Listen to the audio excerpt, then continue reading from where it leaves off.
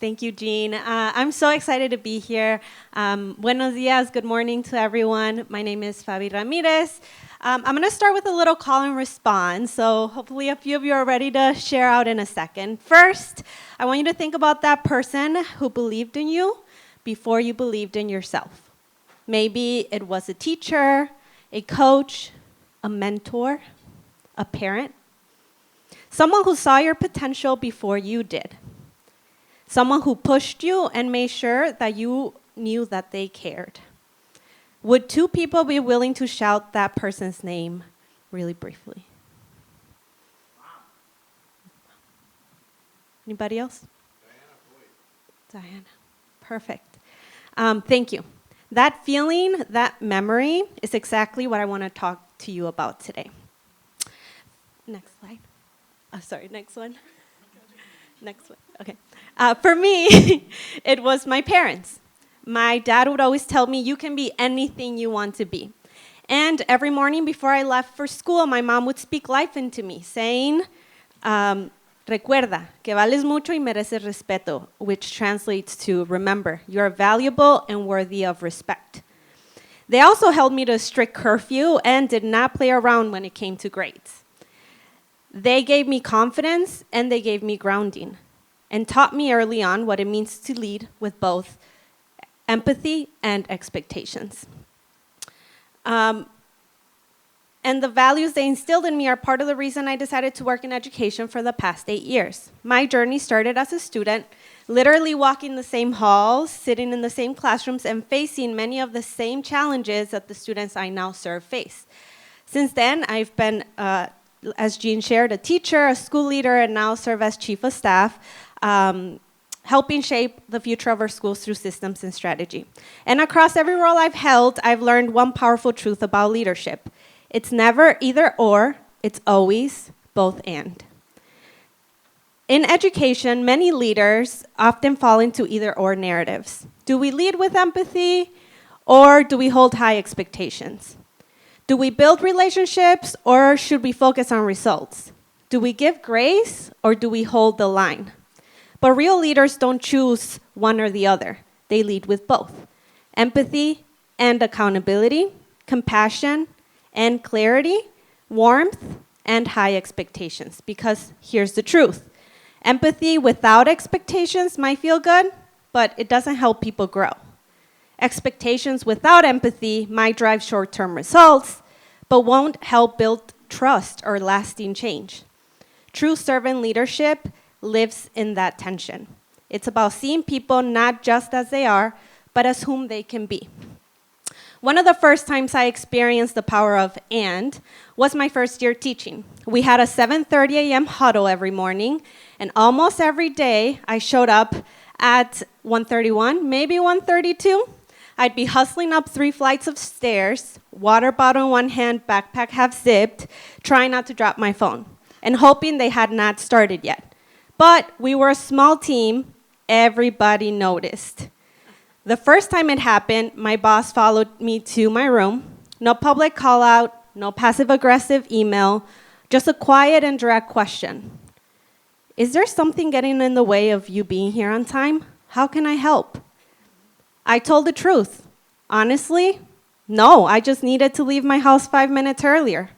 So he nodded and said, okay, you've got this. But then I was late again. The second time, his tone stayed calm, but the message was clear.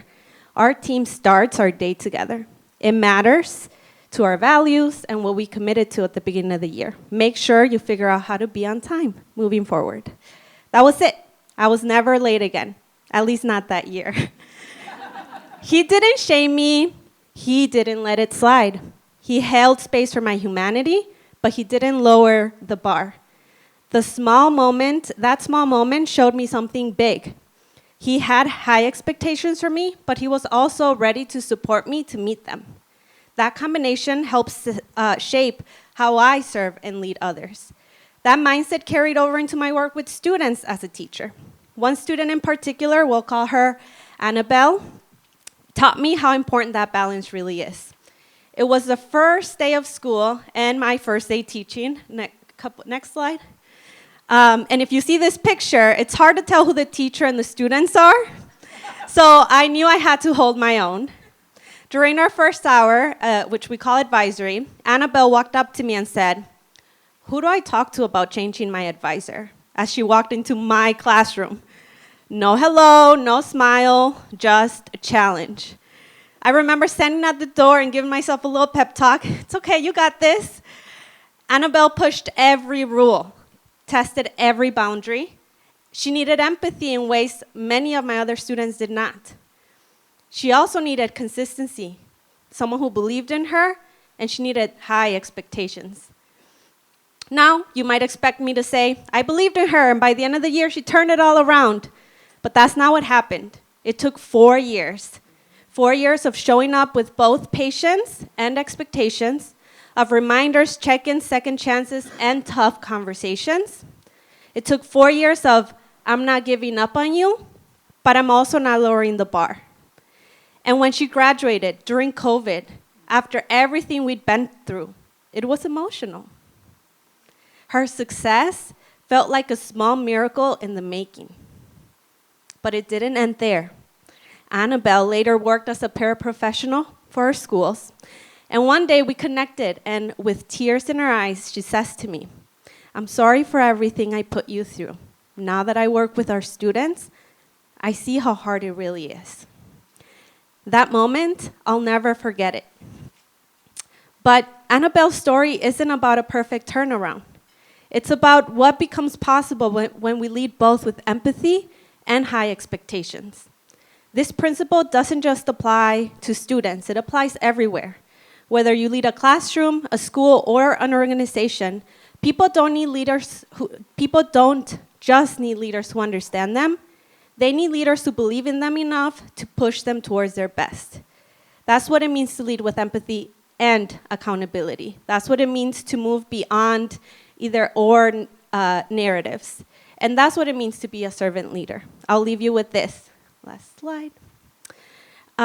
Think about the people you lead, the individuals and the teams around you, and ask yourself, am I leading both with empathy and high expectations?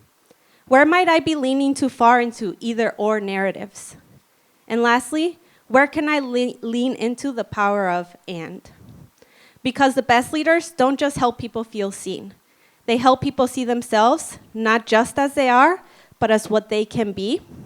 And when we lead with both heart and accountability, we help them get there. Thank you.